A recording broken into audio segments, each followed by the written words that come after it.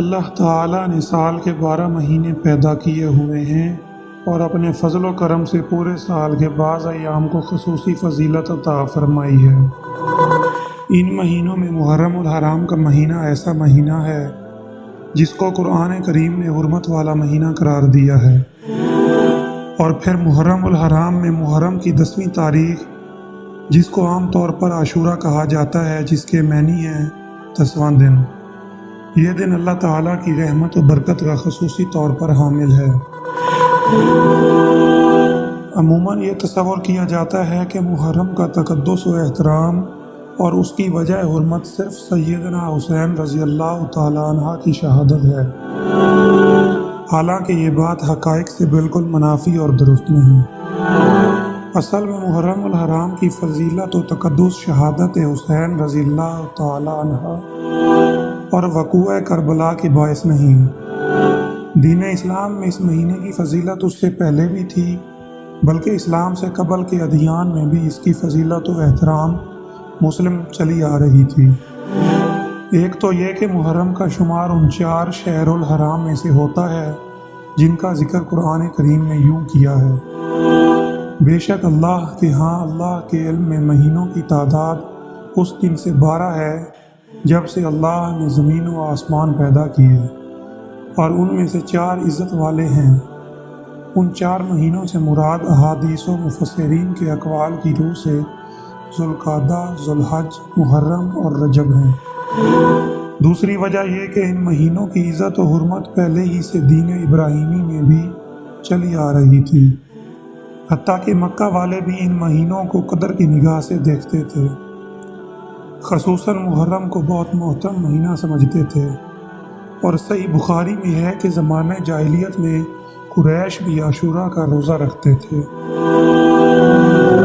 جب اسلام آیا تو اس میں بھی یہی عزت و حرمت برقرار رہی۔ محرم الحرام کی حرمت کی تیسری وجہ یہ ہے کہ اس مہینے کا تقدس و اہمیت موسیٰ علیہ السلام کے دین میں یوں بڑھ گئی جب حضرت موسیٰ بنی اسرائیل کو فرعون و لعین سے اسی ماہ محرم کی 10 تاریخ کو نجات ملنے کی خوشی میں اللہ کا شکر ادا کرنے کے طور پر اسی دن روزہ رکھنے کا حکم ہوا، جسے سیدنا موسیٰ علیہ السلام نے بما قوم بجا لایا۔ سو اس طرح یہ طریقہ عزت و احترام بنی اسرائیل میں چلا آتا رہا۔ چوتھی اہم بات یہ کہ اس مہینے کو حدیث میں نبی کریم صلی اللہ علیہ وآلہ وسلم نے شہر اللہ یعنی اللہ کا مہینہ قرار دیا ہے، تو یہ خاص مہینہ ہے۔ پانچویں وجہ یہ ہے کہ احادیث میں اس ماہ کی فضیلت وارد ہوتی ہے۔ حضرت علی رضی اللہ تعالی عنہ سے کسی شخص نے سوال کیا کہ ماہ رمضان المبارک کے بعد میں کون سے مہینے میں روزے رکھوں؟ تو حضرت علی رضی اللہ تعالی عنہ نے جواب دیا کہ یہی سوال ایک دفعہ ایک آدمی نے رسول اللہ صلی اللہ علیہ وآلہ وسلم سے بھی کیا تھا اور میں پاس بیٹھا تھا، تو آپ صلی اللہ علیہ وآلہ وسلم نے جواب دیا تھا کہ ماہ رمضان کے بعد تم نے اگر روزہ رکھنا ہے تو ماہ محرم میں رکھو، کیونکہ وہ اللہ تعالیٰ کا مہینہ ہے۔ اس میں ایک دن ایسا ہے جس میں اللہ تعالیٰ نے ایک قوم کی توبہ قبول فرمائی، اور آئندہ بھی ایک قوم کی توبہ اس دن قبول فرمائے گا۔ اسی طرح محرم الحرام کی 10ویں تاریخ یعنی یوم عاشورہ بڑا ہی محتمم بالشان اور عظمت کا حامل دن ہے۔ رمضان المبارک کے روزوں کی فضیلت سے پہلے 10 محرم عاشورہ کا روزہ رکھنا مسلمانوں پر فرض تھا۔ بعد میں جب رمضان کے روزے فرض ہو گئے تو اس وقت عاشورہ کے روزے کی فرضیت منسوخ ہو گئی، لیکن نبی کریم صلی اللہ علیہ وآلہ وسلم نے عاشورہ کے دن روزہ رکھنے کو سنت اور مستحب قرار دیا۔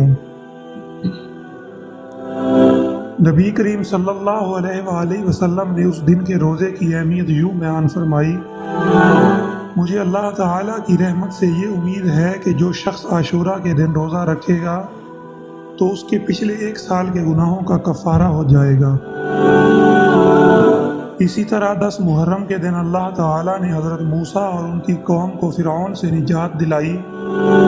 تو حضرت موسیٰ علیہ السلام نے اس دن بطور شکرانے کے روزہ رکھا، اس لیے یہودی بھی اس دن شکرانے کے طور پر روزہ رکھتے تھے۔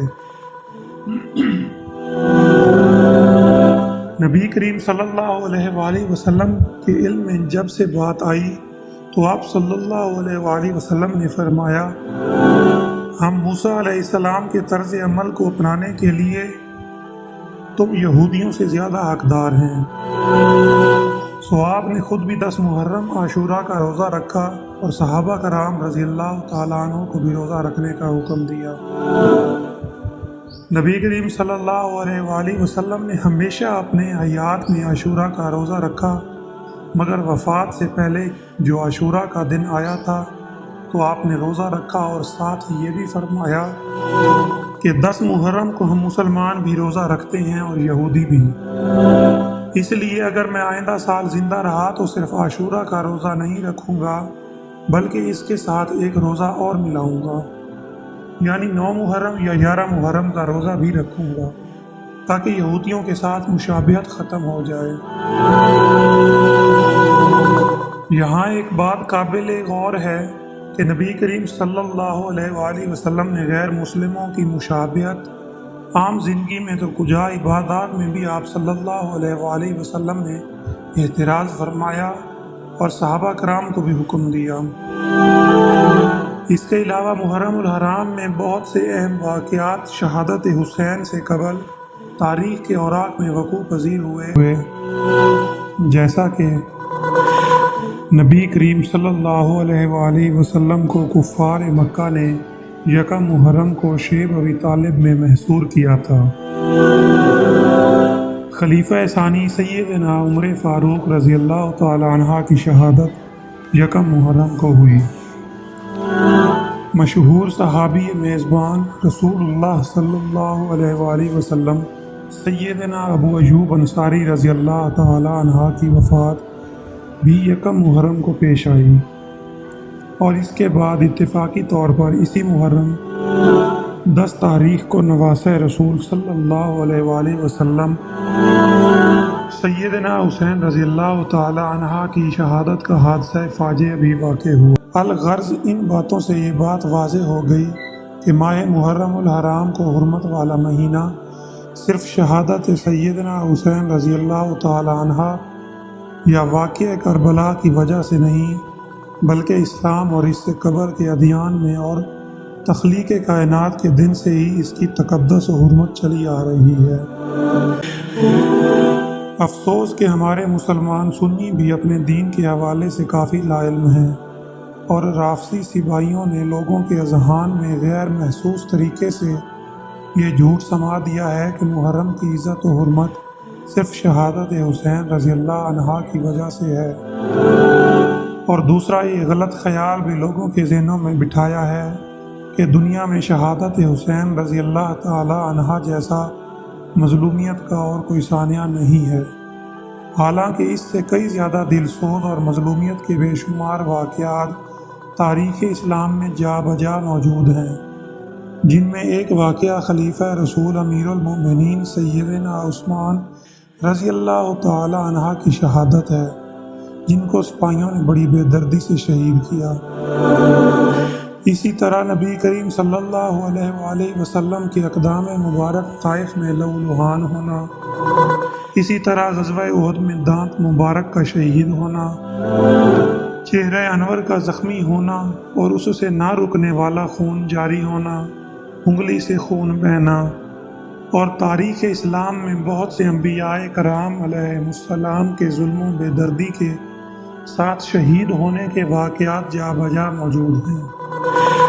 مگر آپ نے کسی کے منہ اور قلم سے ایسے واقعات کا تذکرہ نہ سنا اور نہ اتنا اجاگر کرتے دیکھا ہوگا۔ آج کسی کو یہ گوارا نہیں کہ صحیح تاریخ کو دیکھے اور مطالعہ کر کے اس تاریخ کا پردہ چاک کر ڈالے۔ اللہ تعالی ہمیں دین اسلام کا صحیح سمجھ بوجھ عطا فرمائے۔